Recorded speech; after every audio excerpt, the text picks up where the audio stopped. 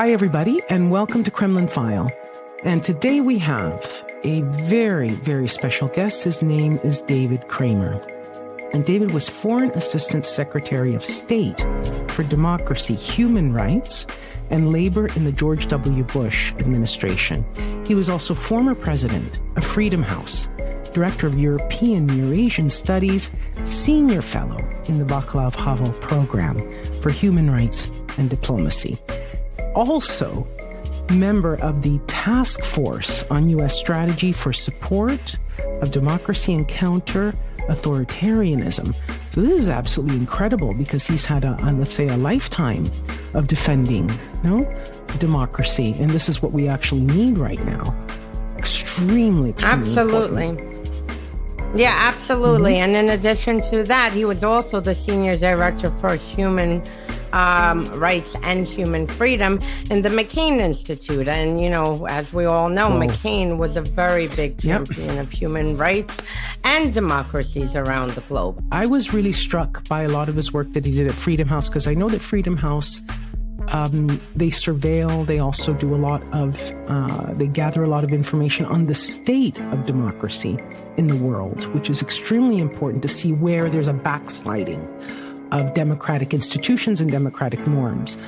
I think without any further ado, why don't we say hi to David and welcome him to Kremlin File. David, thank you so much for joining us. It's an My pleasure. Thanks for having me. Yeah. Let's just jump in, okay, really, all right, into some questions that we would like on, let's say, a few years back, okay? In your extensive experience as Deputy Assistant Secretary of State for Europe and Eurasia, and you had responsibilities for Russia, Ukraine, Belarus, and Moldova. This is just to remind everyone. You were instrumental in the U.S. response to the Russian invasion into Georgia in 2008. What was your experience during that time? And how has it shaped your dealings with Russia since? So I had joined the State Department in the Bush administration and was in several previous positions before I took on that position that you mentioned. And increasingly, I think, became aware of the growing challenge that we faced from the Putin regime.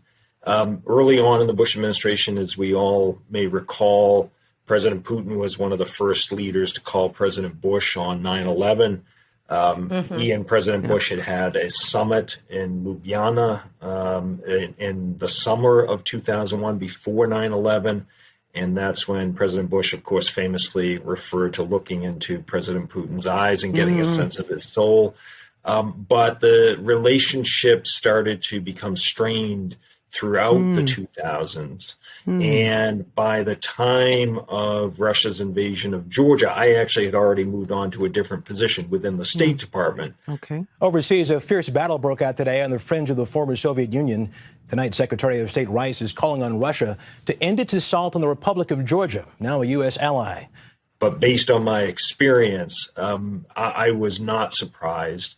Though I think a lot of people were. I won't say that I had predicted it, but it indicated to me that Mr. Putin was prepared to undertake any measures necessary in order to deal with what he viewed as challenges along his border as well as within his borders. Okay. Actually, at the time, Senator McCain, your former boss, right, famously said, "We are all Georgians." Okay, what do you think he meant by that, right?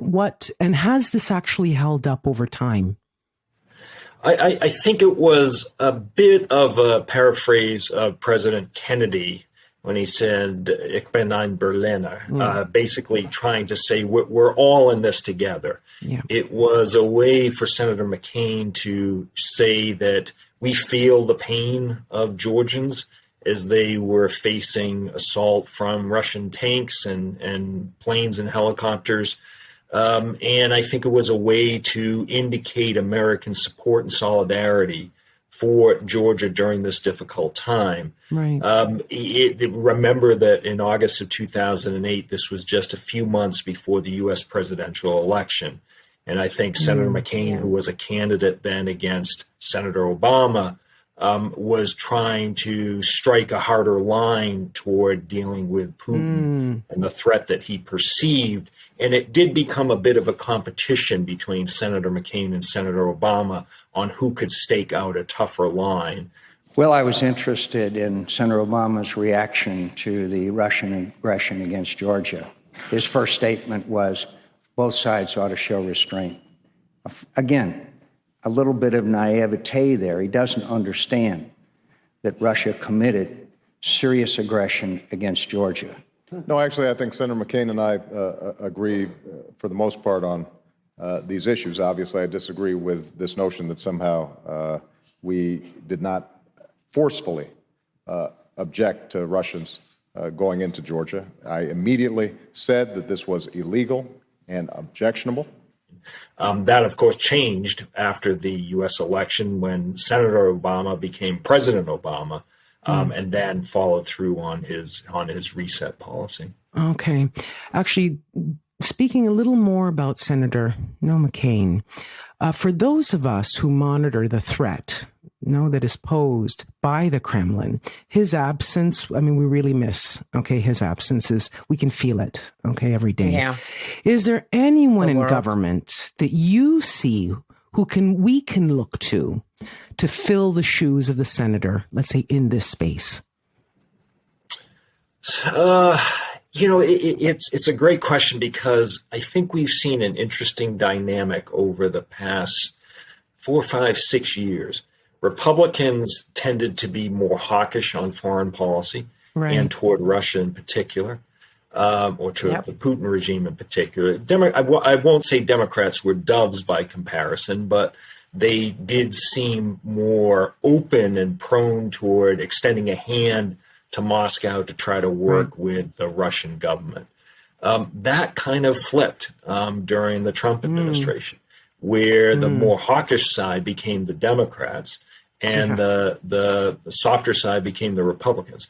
That said, I would say that there are members on both sides of the aisle who I think have had a healthy skepticism, if not a pretty negative view toward what Putin has been doing. That would include, I think, Senator Cardin, Senator Ben Cardin from Maryland, who currently chairs the U.S. Helsinki Commission and has been a strong leader and advocate on human rights. He and Senator McCain, in fact, played key roles in passage of the Sergei Magnitsky Rule of Law and Accountability Act in 2012. Right. Senator Shaheen, I think, has been very good on this. Senator Rubio has taken a tough line when it comes to Russia.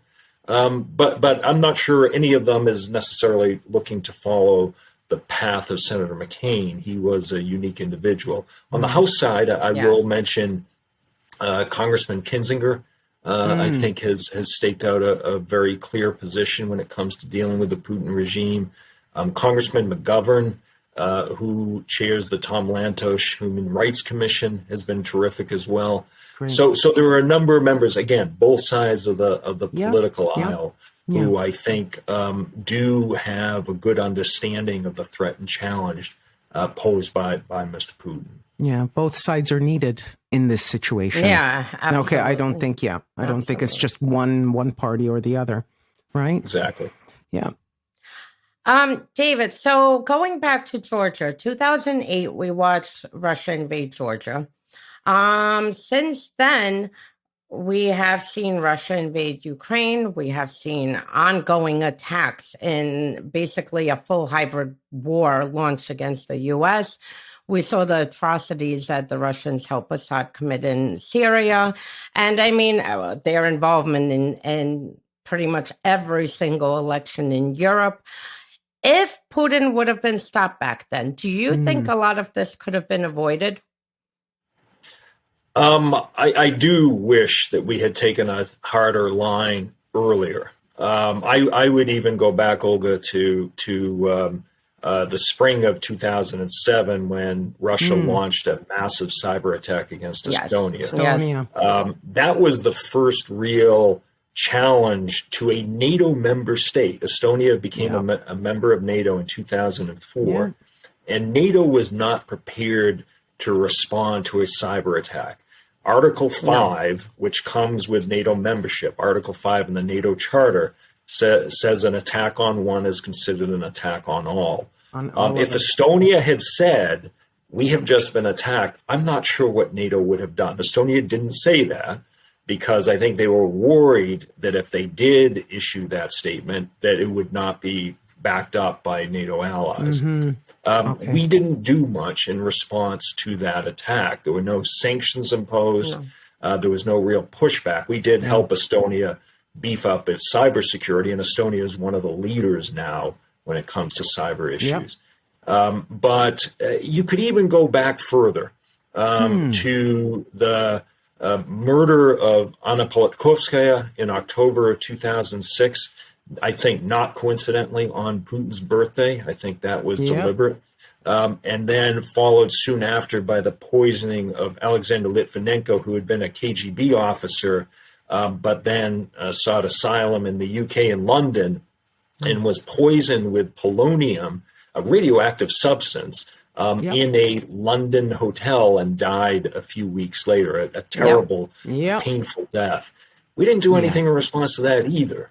And so I think there is sadly a litany of cases one could cite where Putin really pushed the envelope and we didn't push back. And that emboldened him to think, okay, I got away with the poisoning of a former spy in London. Again, another member ally with a banned radioactive substance.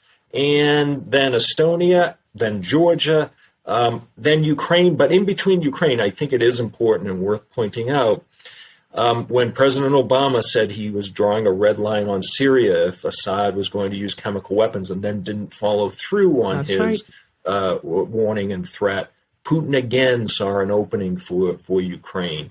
In 2014, he moved.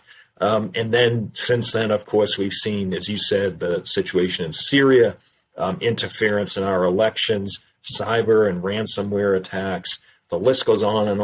And it seems to me we're not doing enough to push back. The scale of human rights crimes that, you know, is committed by that regime, I mean, it's unspeakable, you know, and I definitely should be factored into the foreign policy by Western, you know, leaders. Yeah, which they don't do, which is not there, right? Human rights is not factored in at all. It's not unique to Russia in our U.S. foreign policy. There tend to be, at the risk of oversimplifying, three basket of issues and interests that the United States has. Security, economic and energy interests, but then the normative side, the democracy and human rights basket. And sadly, I know this from my own experience in state, even with President Bush emphasizing the freedom agenda, the democracy human rights basket often gets shortchanged throughout the years, not just in one administration. And that, I think, has been true in the case of dealing with Russia. The reset policy, in my view, did put, not completely to the side, but did minimize democracy and human rights concerns at a time when the situation was getting worse inside Russia. And there was emphasis on the New START Treaty, which got signed. There was emphasis on getting Russia into the WTO, cooperation on Afghanistan, and of course, dealing with the Iranian nuclear threat. And those are important issues. But just to pick up on your point, it also seems to me no less important our democracy and human rights concerns, our values, our universal values, not just our values, universal values. Absolutely. And they get shortchanged. Yeah, we're with you on this one, 100%. Yeah, no, absolutely. Yeah, and it's just not the U.S. either. In the EU, we have the same situation going on. So, this is why, when we talk about these things, Olga and I actually say the West, because this is what is happening. And with Putin pushing, the line, like David said, using new chemical weapons on foreign soil. I mean, we saw it with Litvinenko, we saw it with Skripal. I mean, we saw the Czech bombings where you had 2 Czech citizens die during the Skripal poisoning using Novichok. A British citizen died. But, so I mean, by the same guys who likely were involved in the Novichok poisoning of Skripal. Exactly. Yes. And Catalonia. And Catalonia. Sometimes they use the old-fashioned way of guns, just shooting people down in the middle of Berlin or in Vienna. So it isn't just with banned substances, but they do it, though, in part because they think they can get away with it. And they do. I mean, Dmitry Lugovoy, remember, was promoted into the Russian parliament. Yes, exactly. So he got an award when he got home. Exactly. He was honored. He was honored in Parliament. Exactly. Right. No. Right. Actually, I have a. Go ahead, Olga. Go ahead, love. Go ahead. No, I have. Since we're talking about people who have risked their lives and everything, David. When you were president of Freedom House, you were put on Putin's enemy list, along with Bill Browder. Okay, why were you put on that list? Well, it may have actually come more formally later when President Trump met with President Putin in Helsinki. I have not been back to Moscow since 2009 and have not had a desire to go back, even though I have a number of Russian friends there. Yeah.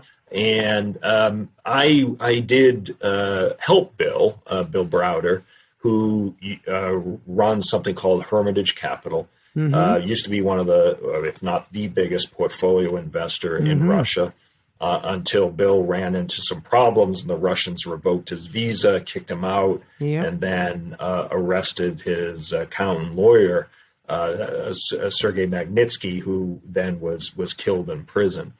And Bill was behind a cause to pass legislation in memory of Magnitsky to try to hold Russian officials accountable for gross human rights abuses. And that seemed to me to be a worthy, laudable cause, which I then decided to support from my position at Freedom House and helped to try to persuade members of Congress that this was the right thing to do. I mentioned Senator Cardin before. Senator McCain played a key role in this. Yes. Congressman McGovern and former Congresswoman Ileana Ros-Lehtinen also played a very important role in passage of this legislation that passed by huge bipartisan majorities, 92-4 in the Senate, for example. Wow. So I've been outspoken in my criticism of the Putin regime. I have I supported that passage of that legislation. And then when it came to the Helsinki summit, remember, this was in the middle of the Mueller investigation. The Mueller investigation was looking at the possibility of criminality between Russians and people in the Trump campaign. President Putin said he would agree to allow Russians whom Mueller was interested in talking to be interrogated if President Trump agreed to allow, I think it was a list of 12 of us, to be interrogated by Russian inspectors. Okay. And I was on that list. Mike McFaul was on that list. Outrageous. And a number of other people were too. And so I assume it was because of my association with the Magnitsky legislation. Incredible. Touching on Helsinki, because I have a question about that. I remember, I followed this very closely, from the beginning, from when Trump decided to run. And at Helsinki, my blood was boiling. I can't even tell you the anger I felt. I probably the first time I even cursed on Twitter. Trump stood with Putin on the world stage and took the side of Russian intelligence thugs over American intelligence and their attack. And they were still attacking America. The attack by no means is over. It's been happening. And he took Putin's side and Russian intelligence. People came to me, Dan Coates came to me and some others. They said they think it's Russia. I have President Putin. He just said it's not Russia. I will say this. I don't see any reason why it would be. I have great confidence in my intelligence people, but I will tell you that President Putin was extremely strong and powerful in his denial today. And what he did is an incredible offer. He offered to have the people working on the case come and work with their investigators with respect to the 12 people. I think that's an incredible offer. What were you thinking about that? Like, what was going through your head seeing an American president standing and taking the side of our adversaries' intelligence services? Did that make you explode, David? What happened to you? Well, it wasn't our proudest moment, to put it mildly. Fiona Hill and I were, she was a year behind me in graduate school, and we've known each other for many years. And I think she has famously said she thought of feigning illness, passing out, or going up and pulling a fire alarm or something. It was not a good day, to say the least. And that particular moment was it was a pretty bad time, I have to say. That was not a great performance for President Trump. I think it did renew the concerns about his attitude toward Mr. Putin and what he had in mind with Russia. To me, President Trump repeatedly asked the wrong question, and it was more of a rhetorical question on his part, but he kept saying, wouldn't it be great if we and Russia got along? And the answer to that in an ideal world is yes, of course it would be great. But it's the wrong question to ask. The better question President Trump should have asked would have been, wouldn't it be great if we and Russia got along without having the U.S. sacrifice other countries in the region, our interests, and our values? And the answer to that question is, it's not going to happen. That's the only way we and the Putin regime could get along. And so I do think that he had a fundamental misunderstanding of the threat posed by Putin. Maybe he thought he could work with him. Putin was one of, I guess there were a few leaders, but certainly stands out as a leader Trump really never issued any criticism of whatsoever. So it was a bad day, to say the least. And I think people in the administration recognize that. I don't think the president recognized that and won't to this day. No. Every single policy that Trump did, was favorable to Putin in one way or another. His comments was always minimizing America or comparing America to Russia. I mean, when he was asked the famous question, like, do you think Putin is a murderer? I mean, so are we. Like, who says this? No, we don't go and kill journalists. We don't go and kill, opposition figures. Like, no, this is not who we are. So, I mean, that thing, I agree. That summit was, I think, the final, thing that was like the most blood boiling thing I've watched. So let me just make one comment on that. I agree with what you've just said. And I think President Trump's solicitousness toward Putin really is striking. There was really nothing Putin could do that would elicit a condemnation from President Trump. That said, there were parts of his administration that did do some good things. And that's why there's such a baffling disconnect between Trump and his rhetoric and what his administration was doing. For example, the administration signed off on providing lethal military assistance to Ukraine. And the Obama administration, President Obama, refused to do that after Ukraine had been invaded in 2014. And just for your listeners to understand, Ukraine was not asking us to send troops to Ukraine to fight a battle with Russia. They were asking for the military means by which to defend themselves against this Russian threat. And Obama refused to do it. The Trump administration did it. They did beef up the U.S. military presence in countries along Russia's border. They increased the export of liquefied natural gas, LNG, to the region. They did continue sanctions. Now, to be clear on sanctions, the Trump administration, in its very first week in office, the White House was trying to get sanctions lifted on Russian officials. And this was a major concern of a lot of us on the outside at the time, that there was an understanding that President Trump was with Putin, that he was going to come in and lift these sanctions. But the reaction at that time from key members of Congress, including Senator McCain, but I would also remind everyone, Senator McConnell at that time spoke out very forcefully and very quickly to warn the White House against lifting sanctions as one of its first acts in office. And so the sanctions stayed in place. They were not implemented aggressively, but there were some additional sanctions.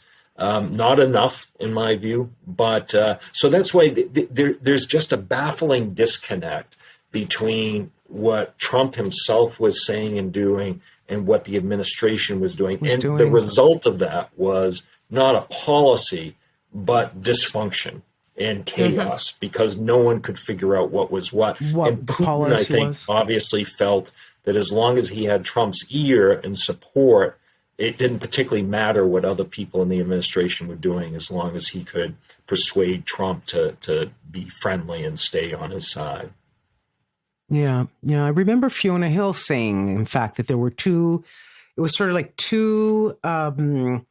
lines in foreign policy. One that Trump had, and the other one that the administration, or let's say the Secretary of State and all of State had, working. And the Pentagon, absolutely. I think that's right, Monique. I think there was just a huge disconnect here.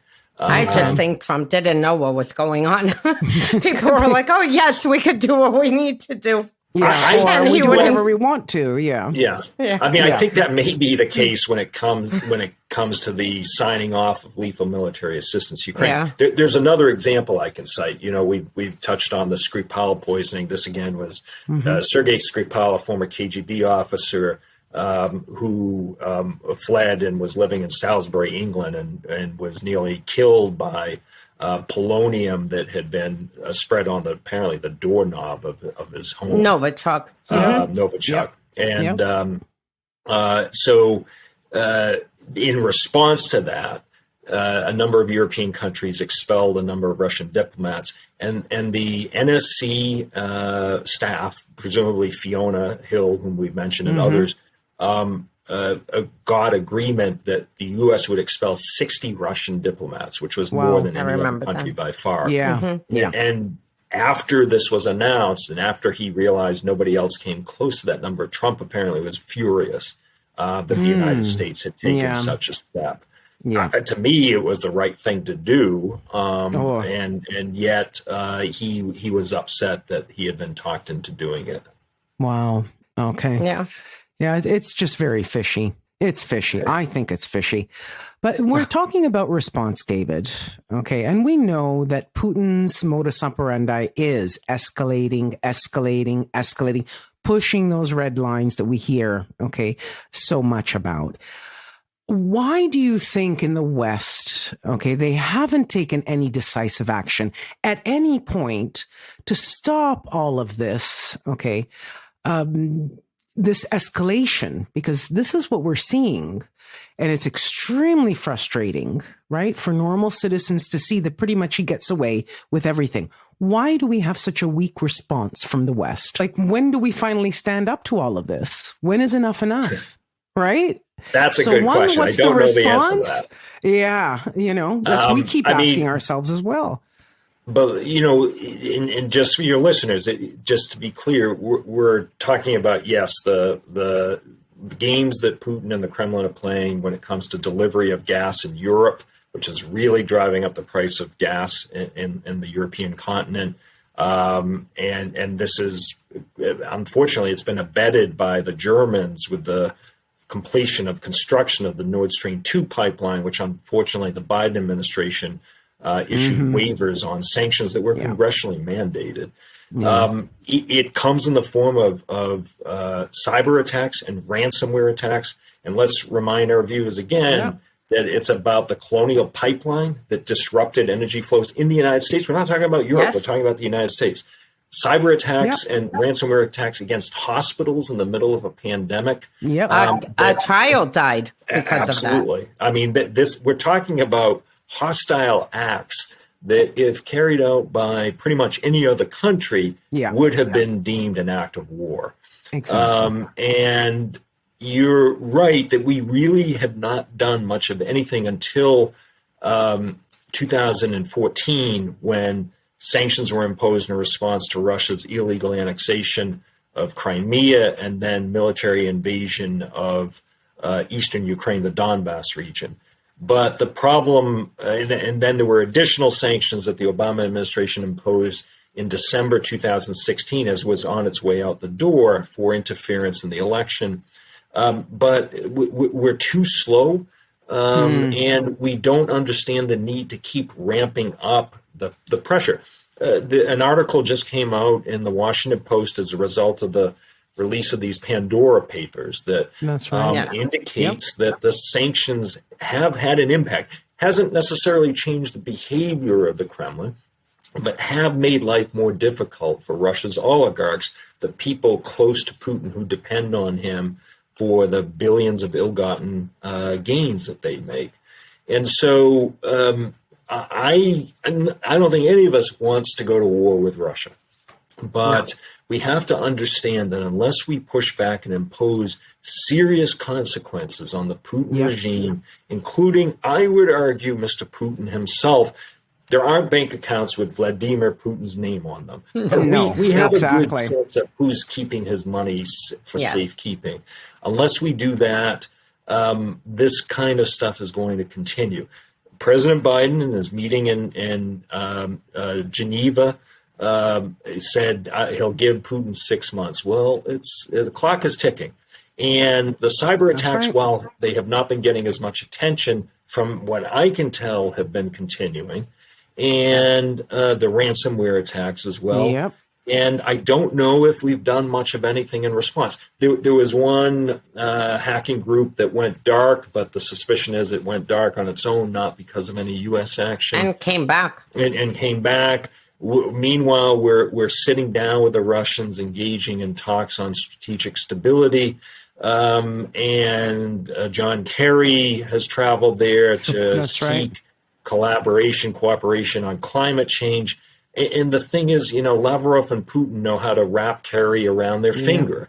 And if I can just back up for a second, President Biden, I think, and his administration got off to a good start with dealing with Putin, with imposition of 2 rounds of sanctions, with Biden saying yes when asked directly whether he thought Putin was a killer, and support for the other countries in the region. But then, as Putin was building up military forces along the border with Ukraine, something changed, and the White House either panicked or whatever the case may be, and invited Putin to a summit.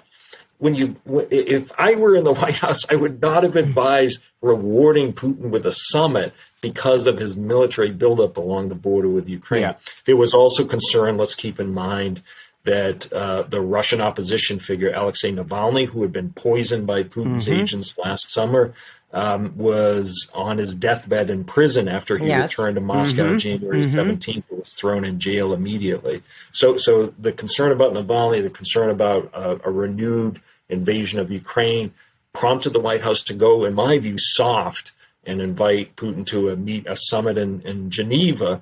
And ever since, it seems the White House has pulled back from its harder line in dealing with Putin. And I think it's a mistake.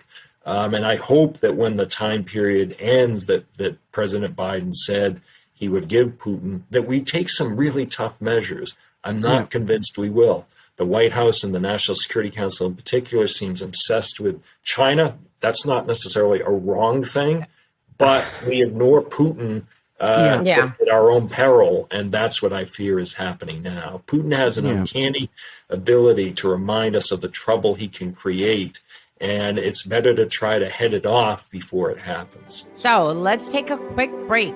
This episode is sponsored by Policy Genius. The holidays are upon us, love. And you know what? There's a lot of people that are looking for life insurance, home insurance. but they really just don't have the time, to sit in front of a computer and do that kind of thing. But Policy Genius makes it easy to compare quotes from over a dozen top insurers, all in one place. You could save 50% or more on life insurance by comparing quotes with Policy Genius. And that amounts to something like even up to $1,300 or more per year. The licensed experts at Policy Genius work for you, not the insurance companies. So you could trust them to help navigate every step of the shopping and buying process. And eligible applicants can get covered in as little as a week, right? Thanks to an award-winning policy option that swaps the standard medical examination requirement for a simple phone call. This exclusive policy was rated recently #1 by Forbes Advisor, higher than options from Ladder, Ethos, and Besto. That's right. When you're ready to apply, the Policy Genius team will handle the paperwork and scheduling for free. Policy Genius doesn't add any extra fees. Head to policygenius.com to get started right now. Policy Genius. When it comes to insurance, it's nice to get it right. David, what is your advice to Biden? Let's say you have 5 minutes with Biden and you say, look, points 1, 2, 3, and 4. Can you give us, what your advice would be? I mean, I've read your op-ed in Politico, which was brilliant. And we'll be making sure that our listeners get to that op-ed. But can you give us, some points that you would like to make known to the administration? Sure. Well, thanks for that. And let me just say on the specific issue of cyber before I get to what 5 points I would stress. President Biden said that the United States has greater capabilities than any other country in the world when it comes to cyber, and I think that's right. Either we are holding back or we're doing things so covertly that no one knows about them, except maybe some targets in Russia. It could be. Yeah. I think it's unlikely because I think this is not unique to the Biden administration. Administrations before have this aversion, understandably, to the concern about escalation. This was President Obama's excuse for not providing lethal military assistance to Ukraine, for example. He worried that Russia would escalate in response to that. By the way, when the Trump administration did provide lethal military assistance, Russia did not escalate. So that concern proved to have been unfounded. But yes, on cyber and ransomware attacks, we're going to keep getting hit unless we hit back really, really hard. And I think we have the capability to do that. And at some point, we have to decide Putin is not going to act on his own. The argument, the Kremlin argument, well, these are private actors. We don't control them in a sense. Putin has created this environment in which this kind of activity, at a minimum, is condoned, if not encouraged. So I think we have to get much tougher and more serious on this. On the 5 points, one is, let's recognize the threat that Putin poses. 1, to his own people, 2, to his neighbors, 3, to us and our way of life and the democratic system. He is interested in staying in power as his number 1 objective. His number 2 objective is staying in power. And guess what his number 3 objective is? Staying in power. Staying in power. He will do whatever is necessary to achieve that goal. He's not interested, I would say, to President Biden in predictability and stability, as the White House has used this phrase in seeking better relations with Russia. In fact, he depends on unpredictability in creating instability. It's important to understand that unlike a normal Western leader, Putin wants to destabilize his neighbors, specifically Georgia, Ukraine, Moldova, even Belarus, so that these countries have no hope and prospect of joining NATO and the European Union or thriving as democratic states. Successful democracies along Russia's borders are inimical to Putin's interests. He does not want to see what he would view as a threatening alternative, particularly in a country like Ukraine, a fellow Slavic nation. And so he will invade it. He will try to destabilize it. He will feed into the corruption, which is a problem in a number of these countries, and he will pose a threat to them. We don't have anything in common when it comes to values. We have very little in common when it comes to interests. And so coming to grips with this reality that Putin is a threat and needs to be dealt with accordingly. Again, I'm not calling for war with Russia. No. I don't know of anyone who is. No. But it's the old Trotsky line, you may not want war, but war may want you. If we continue to let Putin get away with these things, as we were talking about earlier in our conversation, he will continue to escalate. Exactly. And unless we provide him with a good reason that escalation is dangerous to him and his interest, he'll keep doing it. So to me, taking a tougher line, we shouldn't be paralyzed by concern that if we get tougher with Russia, we're going to drive it into China's hands. Yeah. David, it was a real pleasure speaking with you today. Okay. Thanks very much for having me. I enjoyed it. Thank you for appreciate it very all much. of your Thank comments. you. Yes, Thank that's you. right. Thank we you. need to Because thank we you. need people who are more, like forthright. Because a lot of people don't like to talk about, this and be as direct. They always kind of walk the line. I'm like, we're in a war right now. Yeah. Like we're under attack. We need people who can tell us what's happening, not just Exactly. just Well, like, say it how it is, maybe. right, Olga? Yeah. Which is being truthful with people, because people need to see what reality actually is, not what others would like it to be. So this is actually extremely important to get this information out there in a very clear way, okay, without dressing it up in rhetoric and the whole business. So yes, I agree. Okay, David. Thank you very much. You so Appreciate much. it. Hey, everybody, if you enjoyed this podcast, don't forget to subscribe and please visit our website, KremlinFile.com. This is Season 1, Kremlin File, hosted by Olga Lautman and me, Monica Marra. This is a Bunker Crew Media production with executive producers Marley Clements, Jack Bryan, Grant DeSimone, Ben Brett, and Jordy Mycelis of Midas Media, with associate producers Ruby Franco and Sarah Metz. Theme music by Oreste Camarra. Sound editing and mixing by Joy Ellett. Subscribe to Kremlin File wherever you listen to podcasts.